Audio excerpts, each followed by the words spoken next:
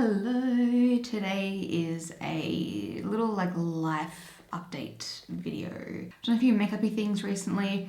I thought I would just sit down and chat through what's been happening. This is one of those videos that you will either put on 2x speed or 1.5x speed, or you will watch it in the background while you do something else. I was gonna do a Q&A on my Instagram stories to see what people wanted to know, but generally each time the questions are all the same, so I can basically use this as a way of answering the common questions that I get more deeply and at length. Some things will be deep and heavy, some things will be lighthearted. Strap yourselves in. I'm using my glasses now as a headband because it just gets my hair out of my way.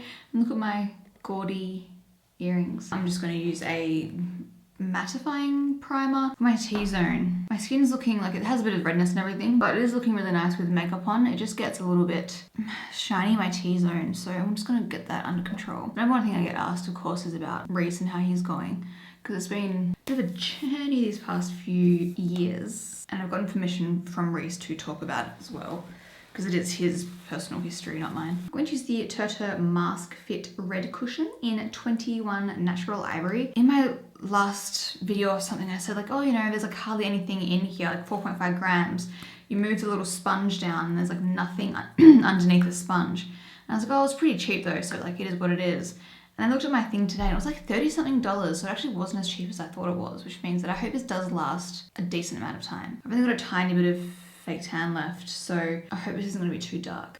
To catch you up, so Reece has 2 autoimmune diseases. One is ulcerative colitis, which is like Crohn's, but Crohn's affects the small and large intestine, whereas ulcerative colitis affects the large intestine. He's also got primary sclerosing cholangitis, which is a liver disease. Basically, your liver over time scars up and can't perform properly, and then you'll end up needing a liver transplant. And I knew this when we met, so he had been diagnosed a few years before we met, I think, and they were diagnosed at the same time. And often if you have PSC, which is the liver one, it's not uncommon that you also get the ulcerative colitis. And ulcerative colitis is ulcers in your bowel, and so really bad IBD, basically.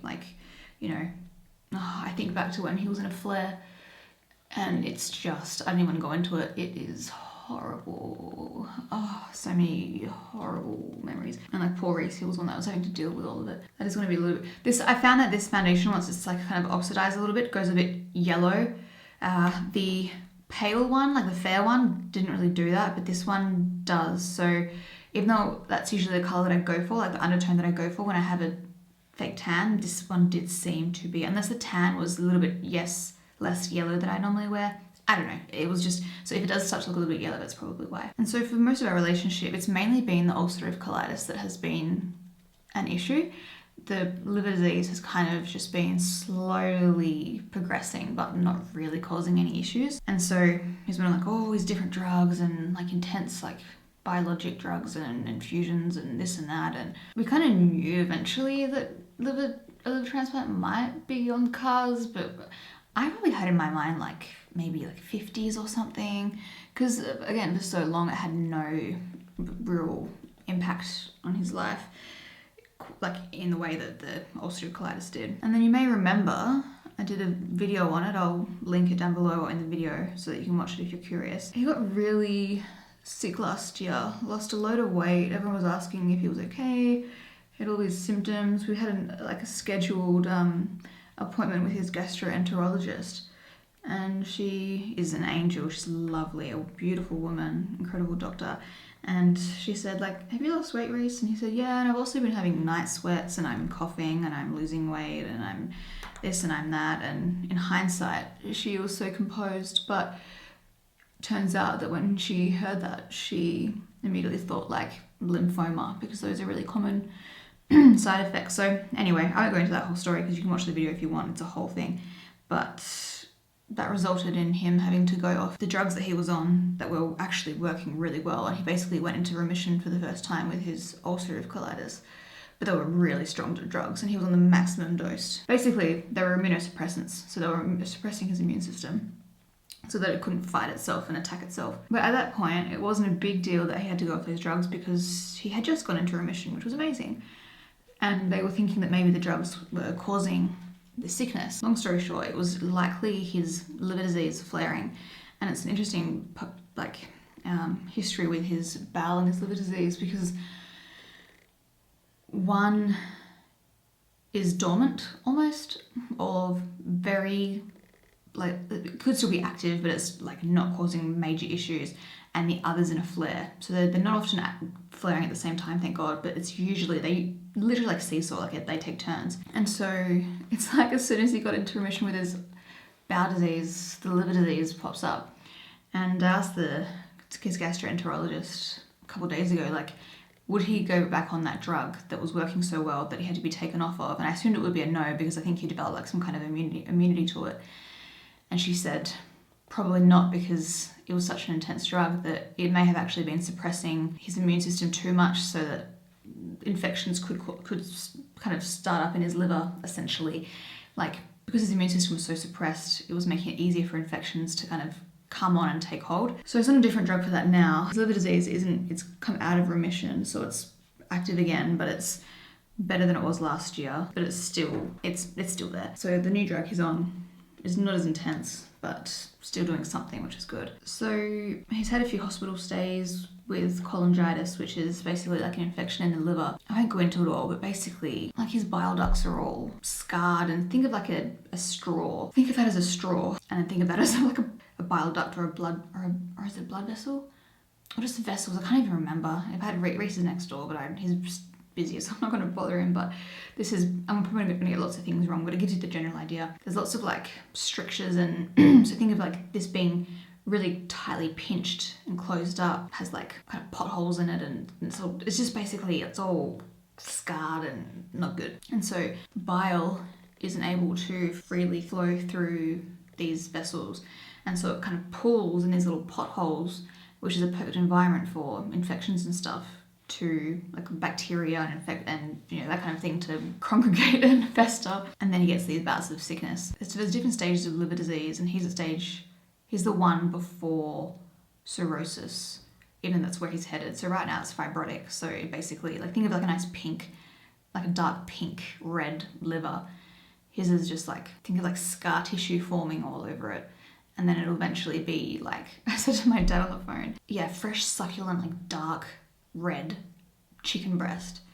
And then think of a piece of steak that's been sitting out for days, that's dried up and like lumps and bumpy and warty looking and shriveled. Like, that's what it'll end up looking like. So, and then you'll progress towards end stage liver disease, which is when you basically die. So he's still got some function in his liver, but his bile ducts are just a mess. So he's had procedures to try and help, and then with that procedure he got sepsis, and then, which was another infection after that with cholangitis. So it's just been, he's had a rough couple of years. He hasn't been able to have the energy to like do all the things that he normally loves doing, like working out and just being active outdoors and doing all the things that he likes to do, because he's just got no energy, really fatigued, hard for him to gain weight, easy to lose weight, jaundice, really, really itchy. And it's not like a normal itch that we experience. It's like a deep itch that you literally need, like, he makes his skin bleed sometimes because it has to itch. It's like burning fire under the skin, he says. So last week we spent a week in Perth getting a liver transplant workup done, which is where you get every single like organ, part of your body scanned, tested, everything. You speak to like psychiatrists, social workers, physios, dietitians, anesthesiologists, liver transplant surgeons, clinical nurses, liver department nurses, heart people, lung people, everyone. Just to see that your body is capable of taking a new liver on, and also kind of getting an idea if you're sick enough to as well, even though generally if you're at that point you are sick enough. So we were of the mindset like, sounds like he's going to be getting a new liver, which is a really hectic thought, and a really, like, it's not something we obviously take lightly, but when he's been living for something for so long and it's been like such a drain on his quality of life, you get to a point where you like just want change and you want something that can make it better, even though it's like such a huge thing. Anyway, so like, okay, this is happening, like, big deal, trying to wrap our head around it, plan it, think about it. I mean, not that you can really plan anything, but I had an appointment with his liver doctor, He's also like a professor at the hospital. He's been doing it for like 30 plus years. I had an appointment with him, which was just a routine appointment, and he basically said that Reece is obviously sick and is obviously progressing towards the liver transplant, but he still has a bit of life left in his... Oh, I'm taking off the foundation. A bit of life left in his liver. And he's like, you know, a liver transplant isn't a light decision to make. Like, you're trading one set of problems for a whole new set of problems. You know, it's not just some cure or fix. And generally the outcomes are really great, you know. But that's not to say that that's going to happen with everyone. I kind of want to take off... You know what? I'm actually going to do that. I have this niggling feeling. I just do not like how my makeup's looking. And it happened the other day when I was in Perth and I hated it. And I can already tell that that's the same. So I want to take this off and just do something else. And that's the last time I'm going to use that foundation with the fake tan. So for example, like when Reece was in hospital last with that sepsis and infection and stuff, his bilirubin markers were above 100, which is really high. So if you don't have liver disease, your markers are going to be like below, like I think 20 or 25. And his were 100. And then in the past few years, it's been like 60, 80, then 100, and so it's just really spiked. But he's basically saying, the professor, that because now, after 6 weeks of antibiotics, his bilirubin is down to like 50, which is still not normal, but it's not 100. And so he's kind of saying like, you need to be above 100 for like 3 months, and which means that you probably have to be in hospital, and then like eventually, you know, it's a fine balance because you don't want to keep being given antibiotics and then develop a resistance to it. And it was kind of disappointing because, and it's good because, like, you know, it's a really bittersweet feeling because you're like, you know, happy that it's not going to happen anytime soon, but then you're also sad because he's still got to push through this quality of life thing. And it's like, how sick does he have to be? And that's what he said. It's like, how sick do I have to get? And for how long? Like, do I have to suffer for until it's like, you know, an option for me? But then he also knows, like, you know, the risks of getting a transplant are so high as well that it isn't just some easy thing that you go in and out of and then you're done. Like, he could get that exact same liver disease back in the new liver, or it could be rejected, or, you know, you could have complications and you're going to be on immunosuppressing drugs the rest of your life. And it's a whole thing. It's not a thing that he takes lightly, and he realizes that. We all do, but it's just so confusing because we were told, like, by pretty much everyone that was likely going to be the outcome. And the professor said, he's like, you know, unfortunately, everyone else is living in a hotel and you're living in a hostel. Your quality of life is just not going to be as good as it could be for a while. You know, he said that workup that he had done, he won't have to repeat it. I mean, if he ends up holding on to that liver for another like few years, which the doctor said, like, that's happened before, you know, he's done workups on patients and they haven't needed a liver for another 5 years, which is crazy. You know, some more tests will need to be done, but I feel so much better already. Yeah, he doesn't have to go through the whole week again, which is good. But it's just a lot. And then also, we were told this a couple of months ago by that same professor that when he gets a liver transplant, it's very likely he will also need to get his large intestine removed and have one of those little stoma bags. And the J-pouch we spoke to different doctors and gastroenterologists, and it's not, if you're going to do it, you might as well just go all out, because having a disease, because from what we've experienced over the last 10 years or whatever, is that once one disease dies down, the other one pops back up. So if he gets a liver transplant and then his ulcerative colitis flares up, it could put the new liver at risk, all that hard work, all that, you know, he could die.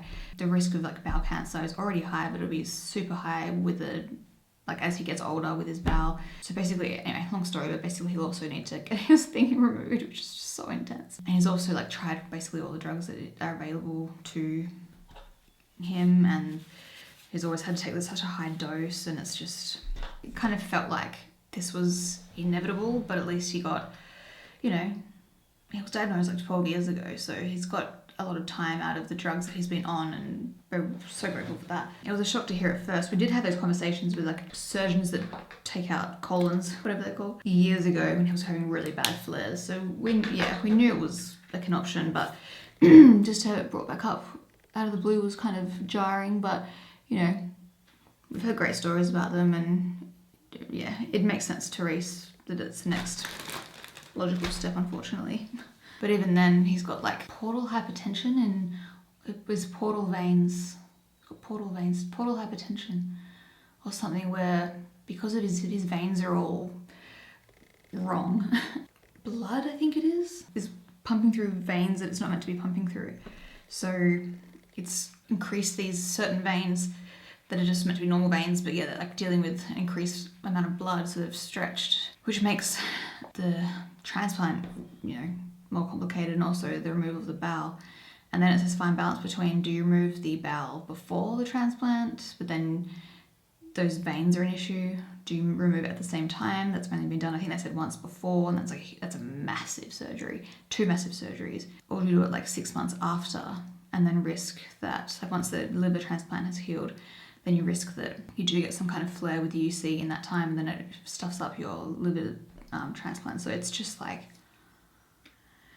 so many different things that can happen. But regardless, he's in great hands, like the best hands. So we're grateful for that for sure. So in terms of, that's kind of an update for Reece. He's just got to like get back into being physically active. It's kind of like, because he has no energy, that they said like, it's normal to not want to do anything because you have no energy, but that brings you to a state of deconditioning. And think of it like, this isn't what they said, but think of it like, how an elderly person goes into a nursing home and they just like dwindle away. Whereas if they stay active in any capacity, like they live so much longer and they have better quality lives. It's like once your body just goes into this kind of dormant phase where it's not doing anything, it's so easy for it to just continue spiraling down and like not have the strength. They're saying that like you need to really get back into a exercise routine that isn't really tough but pushes you, but not to a point where it's too much, because you don't want to push your body when it's already struggling. But it's so important for it. And he needs to eat heaps of protein. I think he needs to eat like 120 grams of protein a day. And then I think it's carbs is the second thing that's important, like pastas and that kind of thing. And then they even said prioritize like drinking milk over water because you need the protein. So yeah, he goes back to work in a couple of days, which will be interesting. He's gonna have to be off for like, how long has it been? Like a few months now. He's gonna ease himself back in, but it's just a lot. But hopefully, gets him active again, and even hopefully like when you start working out and doing that kind of thing, it'll increase your appetite. And yeah, it's been a lot of like hospital appointments and trips, and yeah, I don't know where to start. It's like, I was saying to Mum the other night when Reece and I stayed at Mum's place when we got to Perth usually, because the other night I get getting very overwhelmed, and I had a little teary night where I was just like, I was just so tired, and there's just so much going on, and it's so scary, and there's so many things to think about. And I'm in this weird period where I'm like, I want to protect him at all costs and make sure that, because after the transplant he'll have to be in Perth for 3 months, which is a really long time for me to be away from home. I don't even like traveling for like a few weeks because I hate being away from home, so let alone, there's just so many things that run through my head. And I never realised it would have such an impact on me. Like I knew I loved being home, but when like all these conversations started happening, and then I feel so guilty because I'm like, well, this is nothing in the scheme of things. Like if this can, and that's what I focus on obviously, but give Reece back his quality of life, and it's all worth it. And the last thing I should be thinking about, but as I was saying to Mum, it's like I just can't help it. It's like, it's just unfortunately the way my brain is, that someone said it sounds like anxiety, and I don't think it's considered anxiety. Maybe it is, but I don't have anxiety generally in other aspects of my life. It just seems to be this thing that I really don't. And I think it also explains why I hate flying, and it just stems from being out of routine. Like I don't know why that's so fundamental to my mental health, but it's like really important for me, I think. And again, I can't really explain why, because I don't really know. I don't really understand it myself. I want to be the only one looking after Reece when he's getting better and stuff, but I also need to fill up my own cup and like look after myself. And it's not like I do nothing all day. It's like I have so many things that I'm juggling at the moment, work-wise. It's like just really hard for me to keep I'm just trying to juggle everything, and I also feel guilty like ever complaining about it, because I'm not the one having to go through what he's going through and live with the disease that he's had. It's just like, he's got it so much worse than me, and you never want to and then he feels so bad because he knows how I am and how tough all these changes and stuff are, and all the like upheaval of all the things that I have in place that make me feel like composed and like grounded and functioning. But then it's like, if he can't feel guilty because like he didn't ask for this either. It's like just no one wins. This is a really crappy situation. I feel like I need to like wrap him up in cotton wool, but I need to be like, no, he can let other people take care of him in his life that can take care of him. But you know, when you're just like so protective, I just want to make sure everything's like done exactly the right way. And who's to say that it wouldn't be? I think I'm just scared, like, well, but then what if it's not? But then like, what if it is? Totally fine. Like, it was a time where he was in hospital this year, and that's when he got sepsis, and he was flown to Perth in a helicopter. God, so dramatic, because it was sepsis, obviously. I'm laughing because there's just so much that's been going on when I say it out loud. I was staying down here because we were just taking it day by day, basically. We didn't even know what was happening, and his family were the ones to come in and visit him and that kind of thing, which was really, really helpful for me because I knew that, oh my God, what is going on? Why is my makeup just crappy these days? What is happening? Yeah, because it means that I was updated about what was going on. Reece and I were speaking every single day, but I was separate from it. So I wasn't constantly in a state of stress and worry. And just when you're there in person, it's like you're spending all the time at the hospital, and it's just like all you're thinking about, and you're just in a constant state of like heightened, I guess, anxiety. So it was really important for me to be able to like be home and kind of distract myself with work stuff, but still be talking to him and still making sure that everything's okay and getting like all the possible updates that I can get and stuff. So I just need to remember that when the liver transplant comes around. Obviously, like the first week I'm gonna be there with him, and every second of the day. Once things are looking good, fingers crossed, I might have to come back here for a week, and then he stays with his family or something. He's not even allowed to, they said you can't use public restrooms. Like, he wasn't even, when he said that he could stay with his brother who's got kids, she was like, no, it's not a good idea because, you know, they often get sick from school and you can't afford to get sick. But then he's like, well then what do people do? And it's like, you're meant to get like an Airbnb or something, but then how do you do that? Because you don't know when you're going to get the transplant. You just get a call one day and they say, we've got a transplant, we found a liver, like drive right now to the hospital, pack your bags and go. You don't know when that's going to be. It could be in 2 weeks, it could be in 12 months. And so who knows when the call will come. Does it come at peak season? Like, and near the hospital was like a fancy area, so everything would be really expensive near the hospital. You can't just book a place for 3 months straight. Like, you have to, because everywhere would be booked. It's just uncommon to be able to book out such big times. Let alone having a dog, like that's going to be, it's just so confusing. It's just so much to stress about. And so yeah, it was like, I have to go to the hospital like every day. So I can't see my family or see their kids, but I can go to a hospital that's humongous, that's full of sick people. Like, couldn't he just wear a mask when he's at home? So that even if the kids did get sick, like he's not going to be right, you know, he's going to be wearing a mask so he's protected. It's just, so yeah, like taking turns basically, I guess. I think that's fair. And we saw his brother the other day and kind of mentioned that to him, and he's like, yeah, of course. And I said, like, it's just really, I'm feeling really overwhelmed.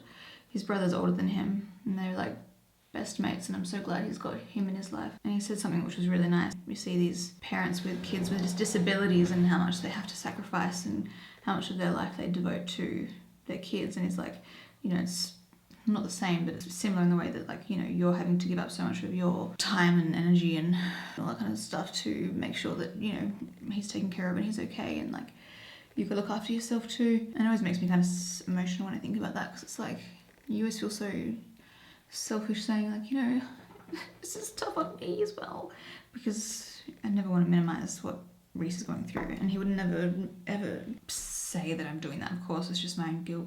He totally gets it, and he feels guilty about how it is on me, and just, yeah, it's this crappy situation. So hopefully when the time comes, we'll have a good, you know, we'll just figure it out as we go. But the hospital does offer like a thing where they offer you, I think it's like $110 or something a night to go towards accommodation. So, you know, it's nice that they do that at least. Little help. Yeah, so I was finally getting my head around it, and then it's like, oh, there's not really a transplant now. It's like, oh my gosh, which is, it's like, on one hand it's good because, you know, you're not that sick yet, but it's also like, I said to the liver professor, I'm like, but then, you know, he needs to be this sick for this amount of months, but then what if he gets really sick and then like antibiotics aren't helping and he gets an infection that he can't fight off properly? He could be waiting for a liver for the 12 months after that. Like, wouldn't you? But then he said you also don't want to be put on the active list, which is what, like, when you're actively waiting for a transplant, when your liver's still got reserves, and then get the call in 2 weeks, and then take out a liver that was still okay. just because you're worried that you would miss out if you waited, or, you know, worried that if when you did need a liver transplant, like you didn't have time to wait for one or something. I'm definitely gonna make the title of this video like, this one's heavy. If you're not in a good mood, don't watch. Just so people know what's coming. I also have to use this color. I love this product. I used it for the first time a couple days ago. Makeup by Mario Soft Pot Plumping Blush Veil in Paradise Pink. So it's just been such...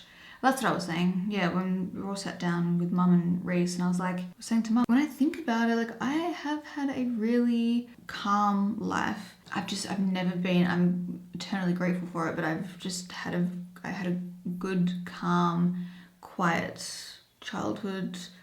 You know, high school, I had some stressful moments towards the end, like bullying and stuff, but that was probably the only really stressful thing that's ever really happened to me. That was like the first stressful thing. Apart from that, because I haven't really, and as Mum said, like, neither, you know, we've all been pretty lucky that it's all been pretty chill. I think I've just always had routines, and things have always been a certain way. That's probably why it's so hard for me to like break them. My mum's very much the same. My mum and I are really similar, and so I've never really had to learn tools to cope with change, yes, but more so change of routines and unsuspected things happening, and scary things or sad things or stressful things happening. So my brain's like, what's going on? Like, it's just all flooded kind of in these last few years, and it's just so much. And all of this is like not even mentioning the fear of something happening to Reece. Like, that's obviously, like, I don't even mention that because that's like, well, duh, that's like the number one burning fear deep in my belly. Okay, that's the end of that chapter. I think that pretty adequately brings you up to speed. I so desperately want to talk about this, but I'm saving it all for a completely separate video, and that's the whole ADHD thing. So I had my appointment with the psychiatrist.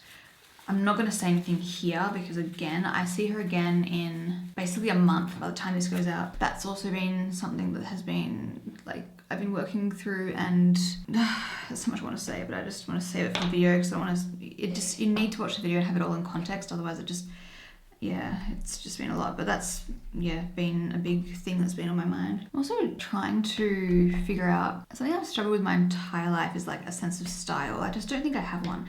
And I think it's something like, I did a Q&A the other day, and someone asked me, what do you do if you can't find your purpose or something? And I replied to it, and so many people messaged me and said, like, I needed to hear this, thank you so much. And what did I say? I think there's this really unrealistic pressure on people to find their passion or their purpose. And I think some people do have one. I think it's clear to them. I think they kind of know from not even an early age, but once they become somewhat of an adult, you know, you get an idea of something that you're good at, that you really enjoy doing or whatever, and they follow that, and that's great. And I think you probably see those stories more often because they're like inspiring. But I also think a lot of people just aren't that way. And I think the whole find your passion thing is quite toxic, because a lot of people will go their entire lives dipping their toes into a million different things, and that's how they'll find and experience joy. And they'll learn something about that, and then they'll move on to the next thing that interests them. And it's not about like just being guided by this one thing that makes them happy and this one thing only, or these few things. It's like, no, I want to like get out and experience different things in the world and find things that, you know, I enjoy at this point in my life or at this stage of my life. And I think I eventually said at the end of I'm seeing my whole face with this, I'm not sure why, it's really, really light, but apparently it looks okay. I ended up saying, you don't need to have a purpose for your life to have purpose. So I think about, you know, when I spoke about that, and then I think kind of the same thing might be true with clothing, at least for me, for sure. I don't know if this is going to be the right palette. This is by Natasha Denona, Golden Highlighter Trio. I like different styles, but I've learned over the time that some of the styles that I like, I don't have the confidence to wear.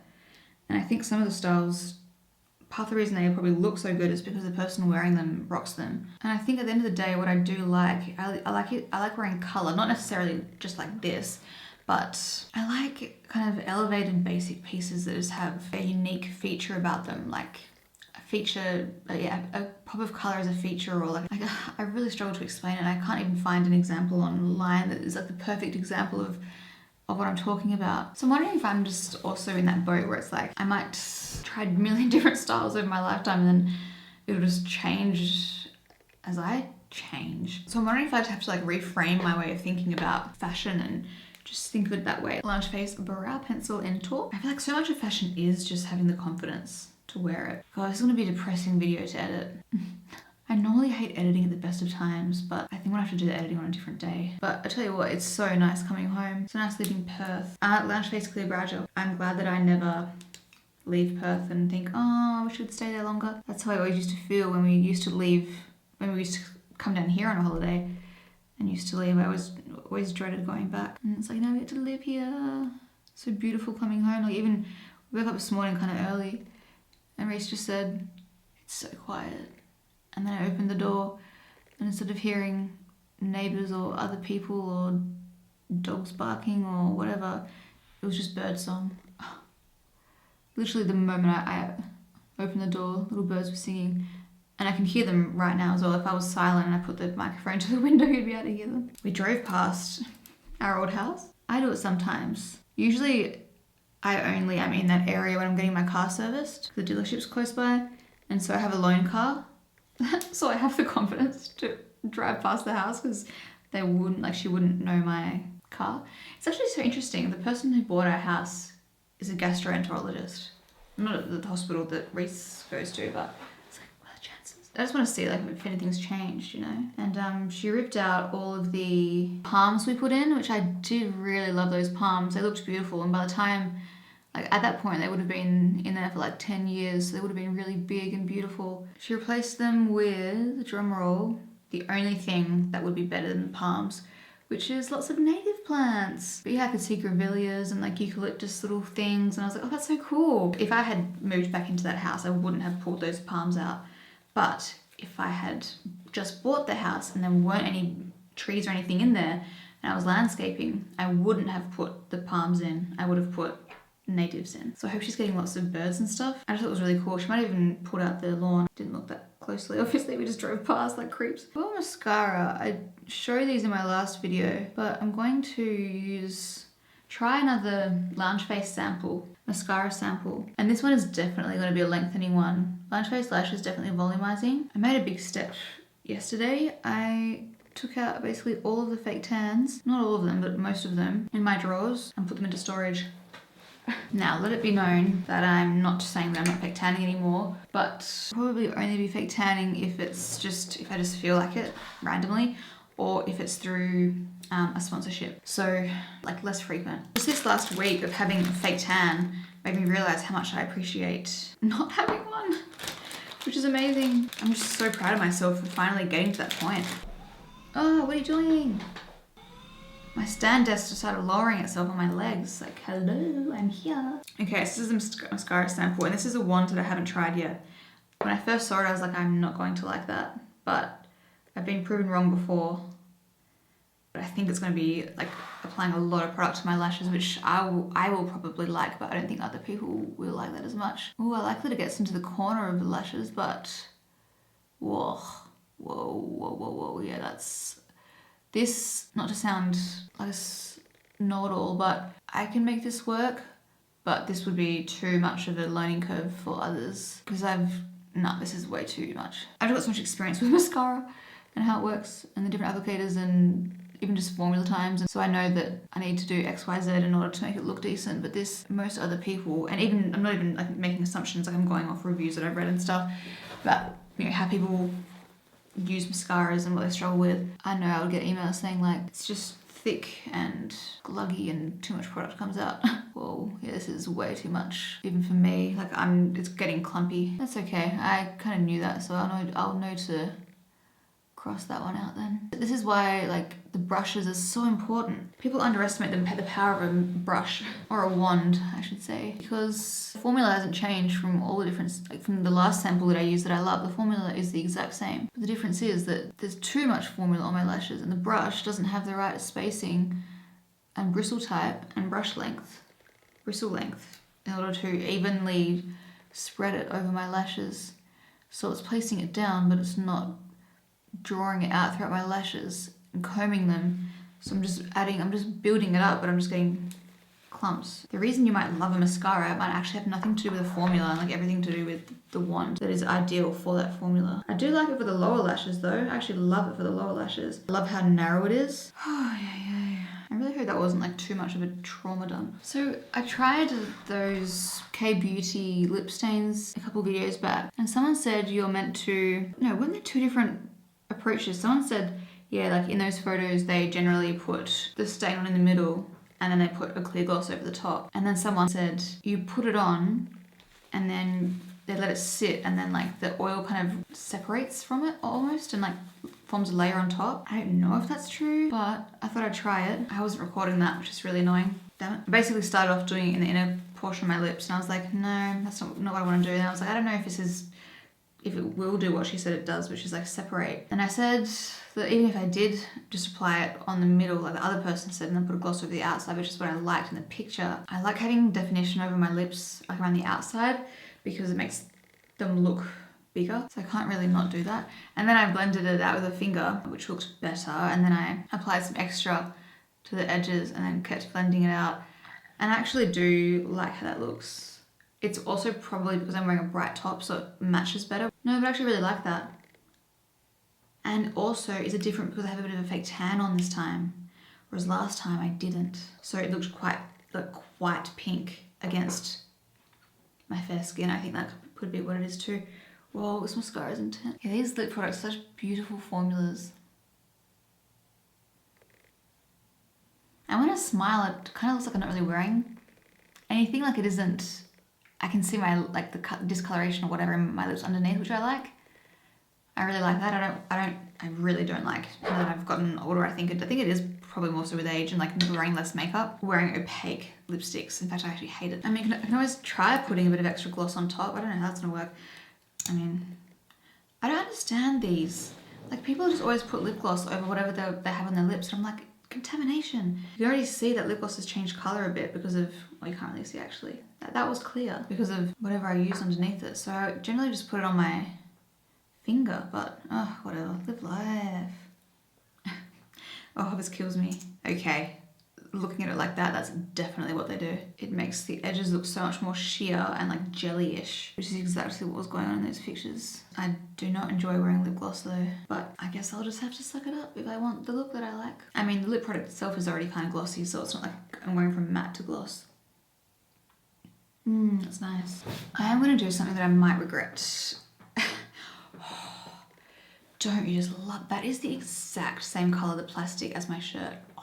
This is the Nude Sticks Stacks All Over Color Blush in Magenta Matte. I feel like I'm getting flaking because I've got so much mascara on my eyes. This needs to be a little bit brighter. I want it to be fun and bright and poppy. So the problem is that I keep doing my makeup like on my, and like thinking, wow, it looks amazing like on camera. And then I think because of my bright lights, then when I go and like leave this room and like go about my day, I look in the mirror and I'm like, whoa, my blush is really intense.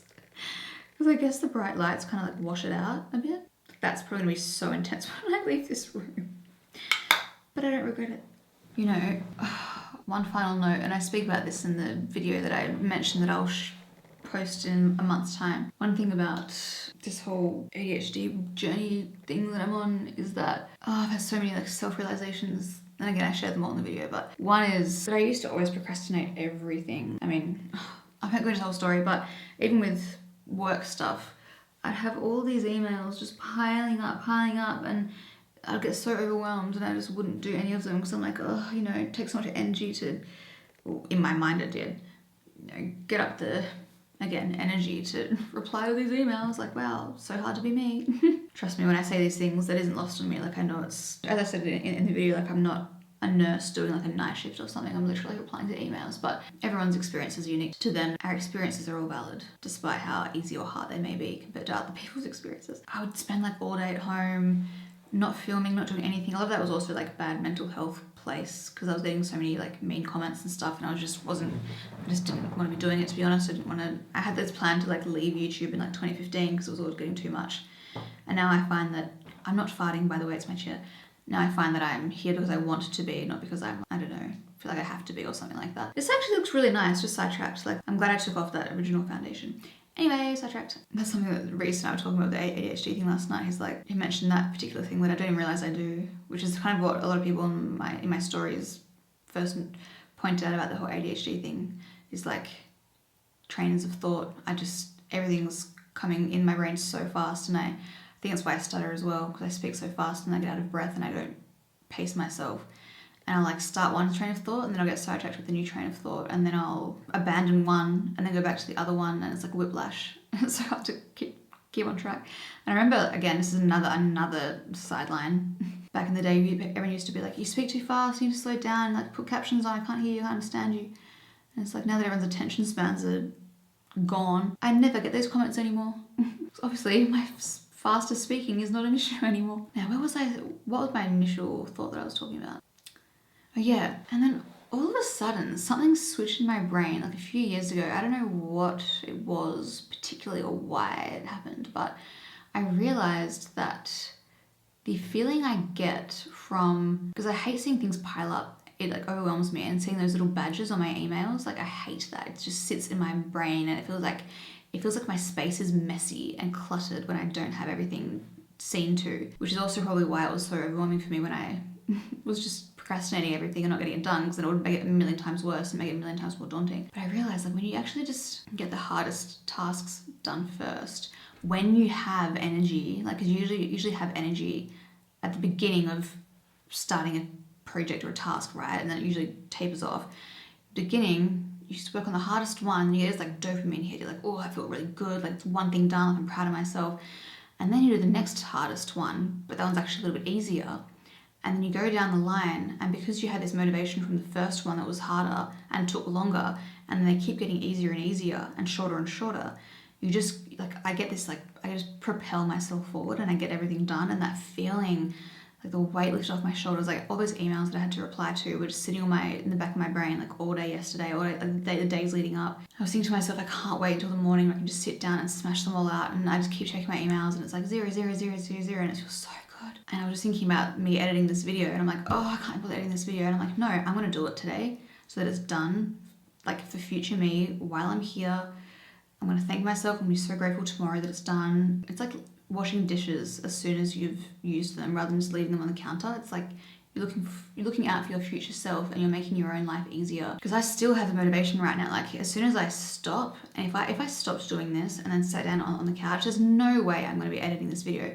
But while I'm still in this mindset, I can kind of keep going and just push myself as much as I can, taking breaks. I know, taking me to the toilet is like leaving the room, not sitting down or checking my phone, because then I'm gone. Like it's social media, I'm gone. But just like breaking up a little bit. Anyway, again, I speak about all of this in the video when it comes, but wow, I'm so thirsty. It was a really heavy video. I'm sorry if it was a bit much, but that's my life recently, and I feel very grateful that I have had a great life in general, and it's been chilled, and I have so little to complain about, I guess.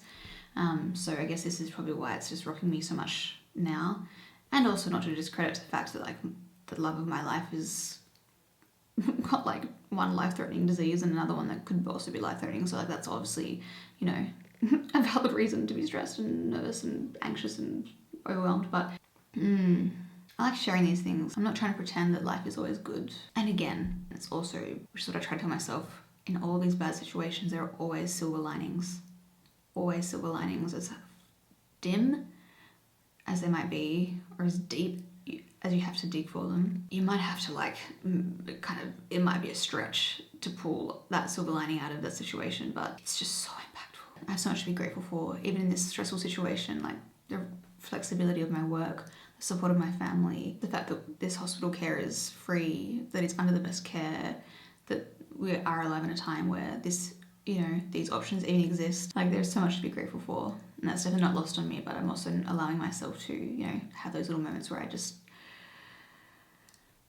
take the weight off and kind of put it to the side for a second, have a little cry, try to break it down, the weight, try and divvy it up and put some of it back on. Because that is also just life as well sometimes. It's not always going to be sunshine lollipop. Sometimes you have to, you know, I think about that line from Boy Swallows Universe on Netflix. We only watched this recently. Gus says, "It's going to be so good you'll forget it was ever bad." Wow, It's actually making me sad thinking about that right now. My eyes are tearing up. It's going to be so good you'll forget it was ever bad. That's what we're kind of holding on to. And at least we've got each other. I will leave you with that. Anyway, thank you so much for watching. I hope it was somewhat, I don't know if enjoyable was the word, but maybe interesting or informative, or I don't know, just a distraction. I don't know. You rock. You're the best. See you next time.